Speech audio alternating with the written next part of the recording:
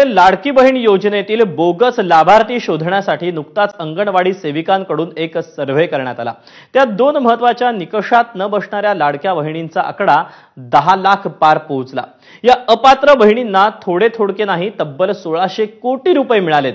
निवडणुका डोळ्यासमोर ठेवून आलेली ही योजना किती काळ सुरू राहणार यावरून विरोधकांची भविष्यवाणी ही सुरूच आहे। ही योजना खरंच बंद होणार का? अपात्र बहिणींकडून पैसे वसूल केले जाणार का? याचाच आढावा घेणारा हा स्पेशल रिपोर्ट पाहूया।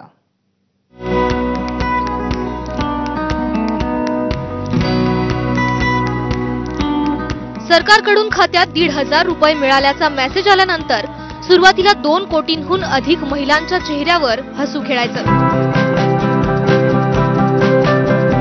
मात्र चेहऱ्यावर महिन्यापोटी 1500चं हसू खेळणाऱ्या महिलांची संख्या दिवसेंदिवस कमी होत चालली आहे। कारण लाडकी बहीण योजनेच्या लाभार्थ्यांची झपाट्यानं वजाबाकी सुरू झाली आहे। निकषात न बसणाऱ्या बोगस लाभार्थींना शोधून काढण्यासाठी राज्य सरकारनं अंगणवाडी सेविकांच्या मदतीनं एक सर्व्हे सुरू केलाय, ज्याचं काम जवळपास 80% पूर्ण झालंय।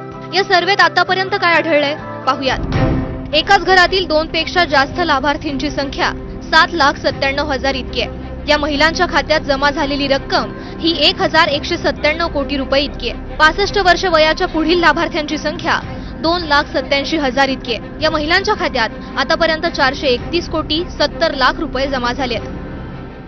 एकट्या मराठवाड्यात 1.25 लाख लाभार्थींचा निधी थांबवण्याची शिफारस करण्यात आली आहे। 1.25 लाखापैकी 40,228 महिलांनी खोटे कागदपत्र दाखल करून आपले वय 65 वर्षाच्या कमी दाखवून योजनेचा लाभ घेतल्याचं समोर आलंय। तर एकाच कुटुंबात 2 पेक्षा जास्त लाभ घेणाऱ्या महिलांची संख्याही मोठी आहे। त्यांनाही यापुढे महिनाकाठी मिळणारे 1500 रुपये मिळणार नाहीत। या महिलांवर अद्याप कारवाई करण्यात आलेली नाहीये। संपूर्ण अहवाल राज्य सरकारच्या हाती आल्यानंतरच काय कारवाई करायची यावर निर्णय घेतला जाणार आहे। मात्र याला विरोधकांनी आक्षेप घेतलाय। ज्यांना इतके महिने शासनाकडून योजनेचे पैसे मिळत होते अशा अपात्र बहिणींची चूक नाही अशी विरोधी पक्षांची भूमिका आहे। याच्यात या महिलांची चूक काय? समजा मी फॉर्म भरला, कोणी फॉर्म भरला, तो ऍक्सेप्ट करणं रिजेक्ट करणं सरकारचं काम आहे। तो फॉर्म व्हेरीफाय करणं सरकारचं काम आहे। मी म्हणेल त्या महिलांकडून नव्हे तर जो फॉर्म व्हेरीफाय ज्यांनी केला त्या अधिकाऱ्याकडून वसूल करा ना। सरकारहून तत्कालीन मुख्यमंत्री एकनाथ शिंदे यांचा दबाव होता की कोणताही फॉर्म रिजेक्ट होणार नाही, सर्व सरसगट निवडणुकीचं आमिषासाठी हे पैसे दिले गेले। लाडकी बहीण योजना बंद होणार अशी भविष्यवाणी ही योजना सुरू झाल्यापासून विरोधकांकडून केली जाते। विधानसभा निवडणुकीच्या तोंडावर आलेली ही योजना महायुतीला सत्ता देऊन गेली, तेव्हा विधानसभा निकालानंतर ही योजना बंद होईल असं सांगितलं जायचं। आता राज्यावरील वाढत्या कर्जासाठी या योजनेला जबाबदार धरलं जात असतानाच ही योजना बंद पडण्याबाबत नवं भाकीत विजय वडेट्टीवारांनी केलंय। अपात्र काय हळूहळू जिल्हा परिषद झाली की तुम्ही कोण ना आम्ही कोण त्याचीच वाट पाहताय। स्थानिक स्वराज्य संस्थांच्या निवडणुका झाल्या, लाडकी बहीण गेली, बहीण म्हणून तुम्हालाच लुटण्याचं काम सुरू होईल आणि तुमच्या मताचा वापर करून तुम्हाला महागाईच्या खाईत लोटल्या जाईल।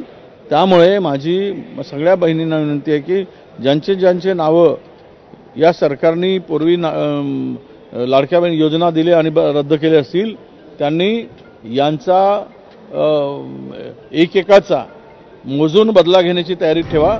माजी अर्थमंत्री आणि भाजपचे ज्येष्ठ नेते सुधीर मुनगंटीवार यांनी मात्र योजनेची भलामण केली। या योजनेबाबत भ्रम पसरवू नका असं आवाहन त्यांनी केलंय।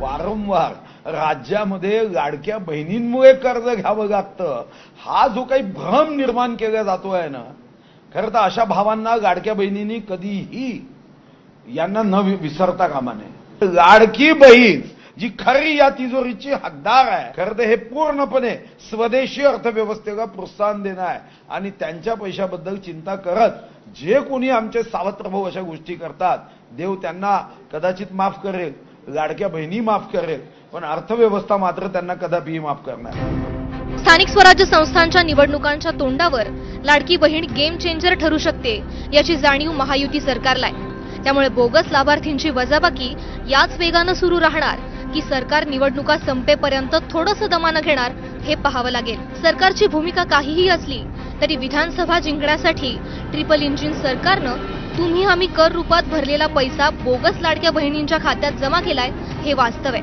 लाडकी बहीण योजनेमुळे तिजोरीवरचा वाढलेला बोजा हे देवाभाऊ, एकनाथभाई आणि अजितदादा यांच्या सरकारसमोरचं मोठं आव्हान आहे.